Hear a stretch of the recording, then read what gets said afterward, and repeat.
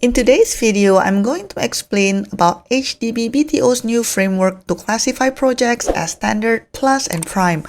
What are their differences, and I will also discuss what are the impact on current HDBs and the potential impact in the future. So back in the 90s, Singapore public housing was classified as mature and non-mature estates. But starting the second half of 2024, new HDB BTO projects will then be classified as standard, plus, and prime projects.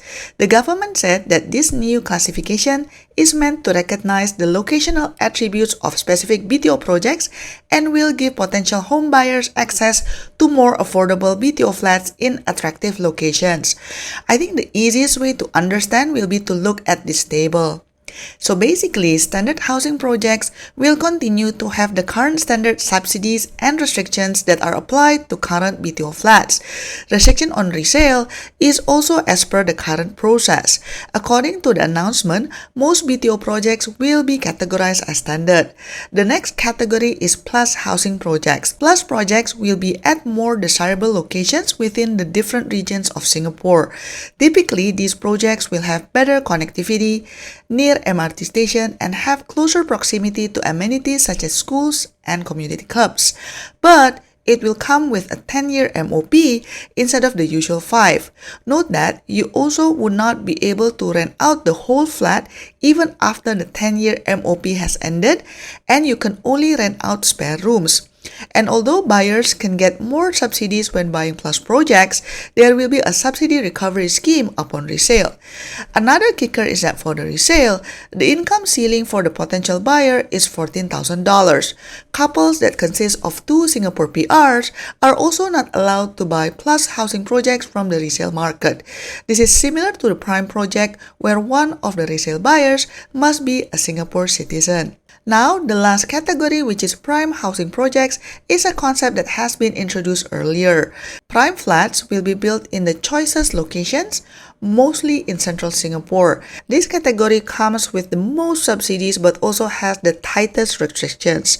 On top of the 10-year MOP, you can never rent out the whole flat even after MOP has ended. You can only rent out spare rooms. The subsidy will also be recovered, aka clawback, if you sell the flat after MOP for the first batch of buyer. The buyer is also subjected to an income ceiling which is being set the same as the BTO income ceiling, which is currently 14K for couples and 7K for singles.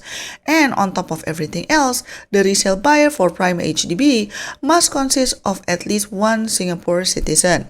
You might have noticed that plus and prime have very similar restrictions. They do, but the key difference would be in the amount of subsidies given.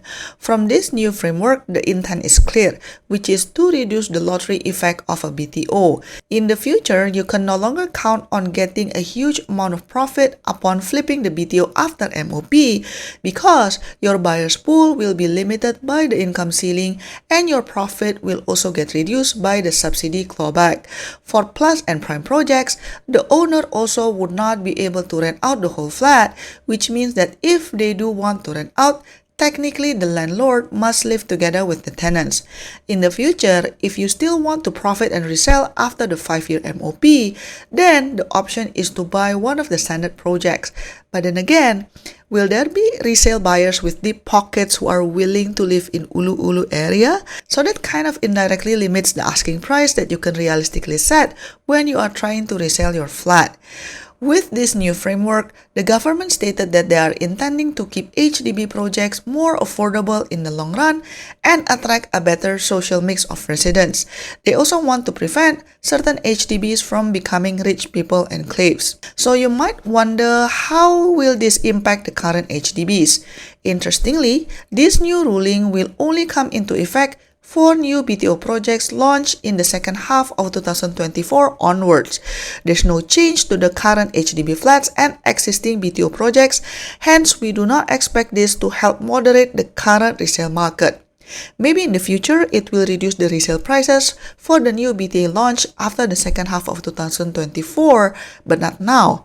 When I read online forums, some people are wondering why the rule is not implemented in the existing HDB to cool off the resale market. But I can see why the government is in a tough spot. Because if the rule is implemented retroactively, it might be too harsh and potentially crash the resale market. It could even create chaos. So by implementing it in the future, I think the government is trying to make the resale prices to do a soft landing instead of crashing the market. So what are the potential implications of this new framework?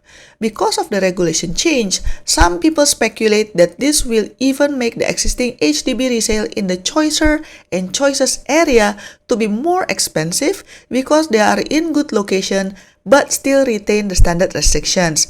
And with the government's past statement that by 2030, 8 in 10 households will live within a 10-minute walk of a train station, many people are now wondering whether that will imply that the majority of new HDB BTO flats will be considered a plus project instead of a standard. So I do agree that most likely older HDB resale prices will continue to climb, especially for those that are in good locations. For couples where both are Singapore PRs, in the future they are in tough spot because they can't rent the whole flat or buy resale plus and prime projects. Some of their options would be buy a resale of standard flats, which will mostly be in remote areas, buy or rent private condos which have fewer restrictions, or rent rooms in HDB flats. But then again, if you already have a family, this is going to be a difficult choice. Or this new framework will incentivize one of the spouse to convert as a Singapore citizen before buying HDB, either BTO or resale in plus or prime projects. Given the longer MOP and stricter restrictions, people who want to buy plus and prime projects for speculative reasons might get deterred.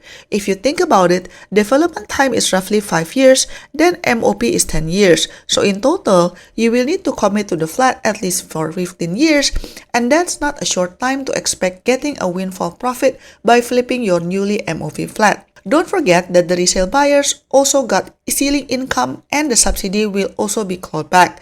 Plus, don't forget that there's a penalty too if you get a queue number but not selecting a BTO flat. So I think the hope is people who are applying for BTOs will be those who really intend to stay for a long time and who really needs it, instead of those who mainly want to speculate. This might in time reduce the amount of household balloting for plus and prime projects. In the long run, I believe this will potentially increase the prices of private properties, especially in the core central regions and rest of central regions. Why? Because the resale flat buyer's household income ceiling is 14K, and also because couples who are both Singapore PRs can no longer buy resale flats in prime and plus projects. So, if people in this category really want to buy a house in the future, their options would either be buy a resale HDB standard project or buy private if they want better location and amenities. Now, it makes sense why several months back, the government significantly increased the ABSD for foreigners buying private properties.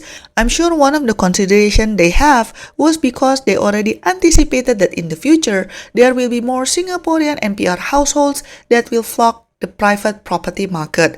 And with the 60% ABSD, this will deter most foreigners from buying private properties. What do you think? Do you think this new framework will really help to make housing more affordable for Singaporeans? Let me know in the comment section down below. Don't forget to like and subscribe, and I'll see you on my next video. Bye bye.